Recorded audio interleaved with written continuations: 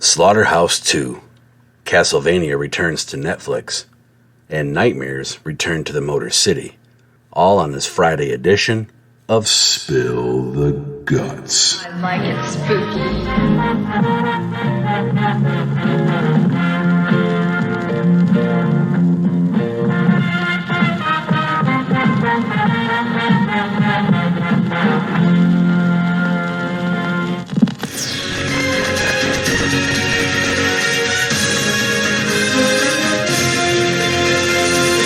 Hello and welcome.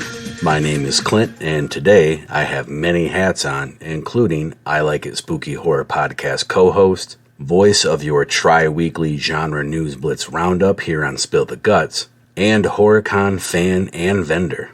Make sure to stick around till the end of today's reporting for information about Motor City Nightmares, which is happening this weekend starting today, Friday, July 28th, and this just in. First story of the day comes to us from JoeBlow.com, who reports that a sequel to the 1987 slasher flick Slaughterhouse has finally made it into production. Back in 1987, writer-director Rick Roessler and producer Jerry Onco teamed up to bring the world the slasher film Slaughterhouse. Little piggy went to the market. This little piggy stayed home. This little piggy has roast beef. This little piggy had none.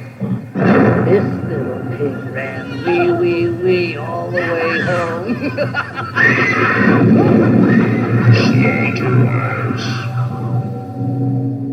Roessler always had thoughts of making a sequel, but it never made it into production until this year. Roessler and Onco have spent the last few months working on Slaughterhouse 2 Death Metal, which has been filming in and around the Motor Transport Museum and old feldspar mill in Campo, California. Roessler was inspired to finally get Slaughterhouse 2 rolling after Quentin Tarantino held a screening of the first film in his new Beverly Cinema in Los Angeles, and the screening drew in a full house. The original Slaughterhouse starred Don Barrett and Joe Barton as Leston Bacon and his pig-like son Buddy, who turned to murder in an effort to save their family slaughterhouse.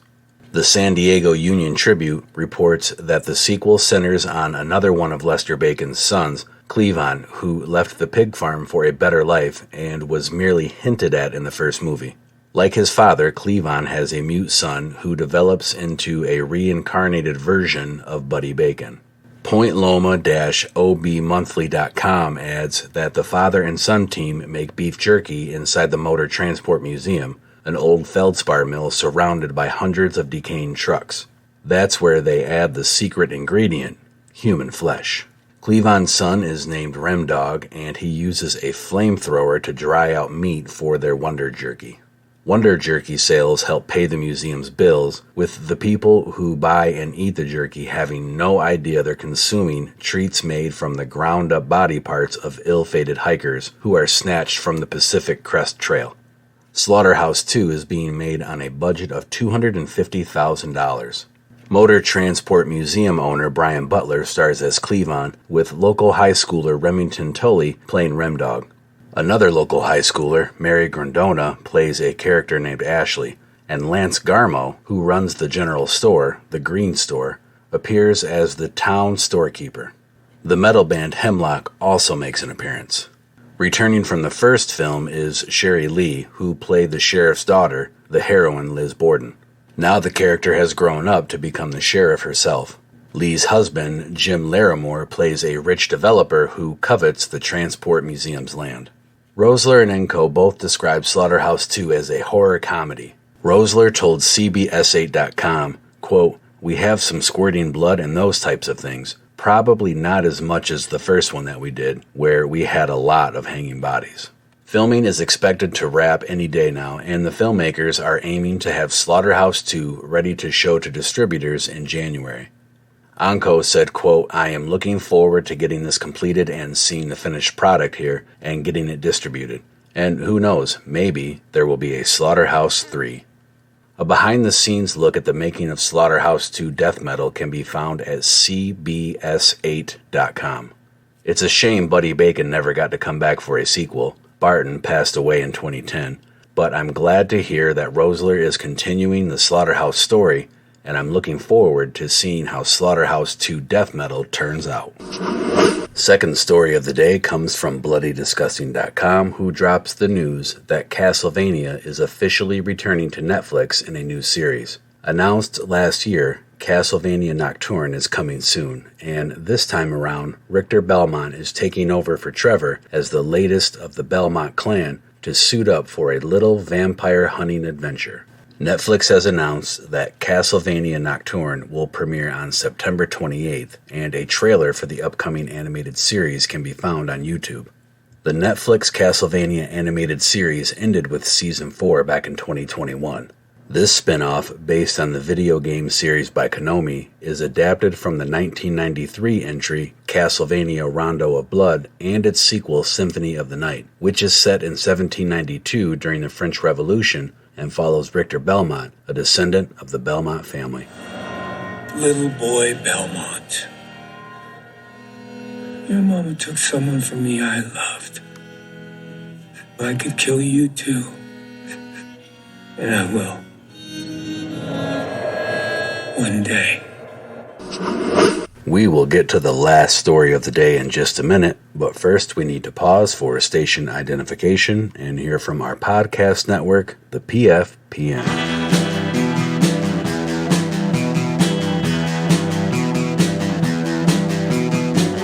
You're listening to the Prescribed Films Podcast Network, home to hundreds of hours of free podcast entertainment.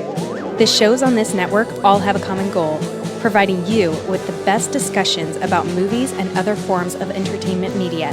The PFPN hopes to fill your earholes with audio joy. Visit our website with links to all the other amazing shows at www.thepfpn.com. Thanks for listening.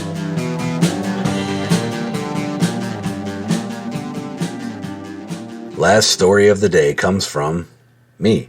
The time has come to celebrate the 15th anniversary of the Motor City Nightmares Horror Convention that is taking place once again at the Sheraton Detroit Novi Hotel at 21111 Haggerty Road in Novi, Michigan. This event begins today at 5 p.m. with the showroom floor closing at 10 p.m. Saturday hours are 10 a.m. to 7 p.m.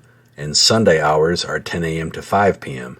VIP ticket holders have a 30-minute early access to the event each day. Day passes are $30 for Friday, $40 on Saturday, and $25 on Sunday. Weekend passes are going for $80. Additional VIP and ticket combo packages are available at MotorCityNightmares.com. This year's lineup is headlined by Ash Williams himself, Bruce Campbell, and also includes Ted Raimi, Sean Cunningham, Robert Kurtzman, Dee Wallace, Kane Hodder, and a slew of other horror icons of past and present. As always, a film screening festival will also be in full swing that includes a movie covered on the I Like It Spooky Horror podcast earlier this year from director John Eisberg, Final Summer.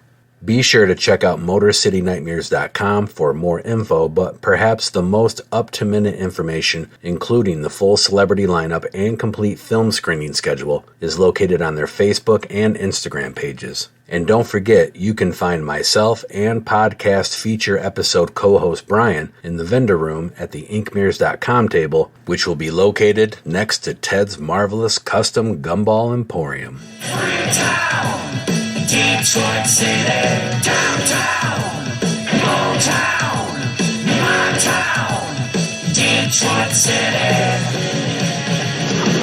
And that's a wrap on your Friday news. Don't forget you can connect with the I Like It Spooky Horror podcast on all mainstream social media platforms and to subscribe wherever you get your podcasts so you never miss a feature episode, news segment, or Crackle and Redbox streaming app rundown. I will see some of you this weekend at Motor City Nightmares, and I will talk with you again this coming Monday with more news on another edition of Spill the Guts. Hey, what's wrong with you, man? Show some fucking respect for the dead, will ya?